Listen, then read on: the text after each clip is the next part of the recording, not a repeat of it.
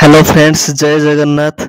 आज मु डिसिप्लिन बा अनुशासन विषय रे एक शॉर्ट पैराग्राफ नहीं कि आछि। तो चलंतु लेट न करी स्टार्ट करिबा आज रो टॉपिक डिसिप्लिन बा अनुशासन। ठीक अछि। तो डिसिप्लिन डिसिप्लिन रो ओडिया अर्थ कोन? तो डिसिप्लिन रो ओडिया अर्थ होछि अनुशासन। अनुशासन।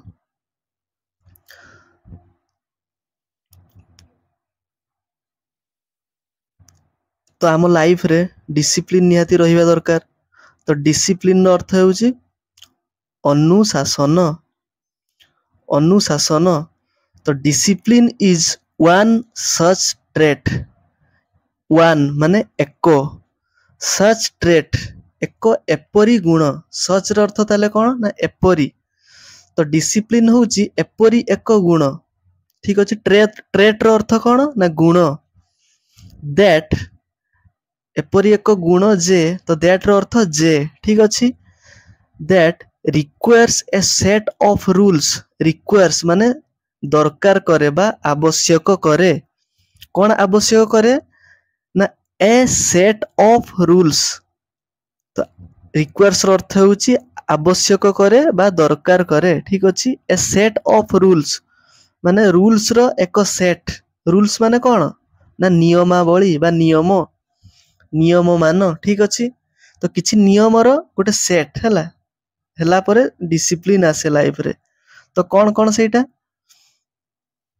ए set of rules, behavioural patterns.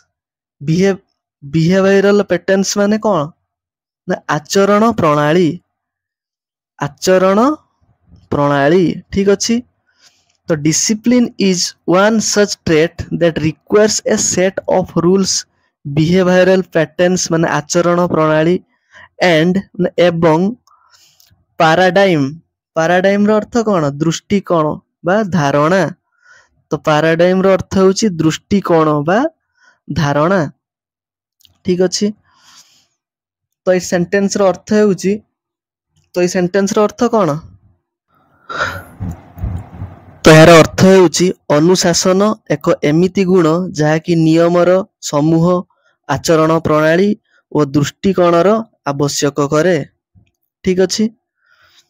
Next, if you bring. तो इफ रो अर्थ जदी। ठीक अछि। यू माने आपण, यू माने आपण। ब्रिंग, ब्रिंग रो अर्थ आनिबे। जदी आपण आनिबे कोन ना together these aspects. Together these aspects जदी आपण आनिबे कोन ना टुगेदर। टुगेदर अर्थ एका सहित। टुगेदर अर्थ होछि एका सहित। ठीक अछि। दीज एस्पेक्ट्स, दीज एस्पेक्ट्स माने एही गुडीकू, एही समस्त। ठीक अछि। एही समस्त एस्पेक्ट्स माने एही समस्त दिग बा एही समस्त स्वरूप। ठीक अछि। तो एस्पेक्ट्स रो अर्थ होछि स्वरूप बा दिग। यू, यू रो अर्थ आपण। Get a balanced life. Get माने पाई परिबे बा पाइबे। ए एक बैलेंस्ड लाइफ माने संतुलित जीवन। एक संतुलित जीवन पाई परिबे। ठीक अछि। तो बैलेंस्ड लाइफ रो अर्थ कोन ना संतुलित जीवन। बैलेंस्ड लाइफ माने संतुलित जीवन। ठीक अछि। तो ए सेंटेंस रो अर्थ होछि जदी एही समस्त दिग बा स्वरूप को आपण एका साथी रे आनी परिबे ताहाले आपण एक संतुलित जीवन पाइबे। ठीक अछि। समस्त बुझी पाले friends. Next, to lead a happy and fulfilling life. To lead a माने एक, हैप्पी माने सुखद बा सुख। ठीक अछि। बा खुशी, एंड एवं फुलफिलिंग लाइफ। फुलफिलिंग लाइफ रो अर्थ कोन? फुलफिलिंग लाइफ रो होछि अर्थ होछि एक संतुष्ट जीवन बा पूर्ण जीवन। ठीक अछि। एक पूर्ण जीवन बा एक संतोषपूर्ण जीवन। ठीक अछि। संतुष्ट जीवन। one must have a sense of control। one माने जनकर रहिबा दरकार। कोन रहिबा दरकार? जनकर रहिबा अत्यावश्यक। मस्ट लागिछि तो अत्यावश्यक अर्थ रे यूज हेछि ୱାନ୍ ମଷ୍ଟ ହେଭ୍ ମାନେ ଜଣଙ୍କର ରହିବା ଅତ୍ୟାବଶ୍ୟକ। A sense of control, a sense of control. ତ କଣ୍ଟ୍ରୋଲର ଅର୍ଥ କଣ?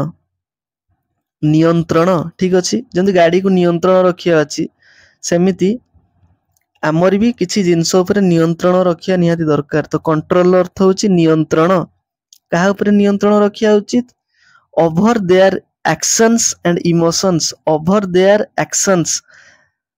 ତ ତାଙ୍କର କାର୍ଯ୍ୟ ଉପରେ, ଠିକ ଅଛି, କାର୍ଯ୍ୟ ଉପରେ, ଆଣ୍ଡ ମାନେ ଏବଂ, ଇମୋସନ୍ସ ମାନେ ଭାବନା ଉପରେ। ଠିକ ଅଛି, ଇମୋସନର ଅର୍ଥ ତାହେଲେ କଣ ଜାଣିପାରିବେ?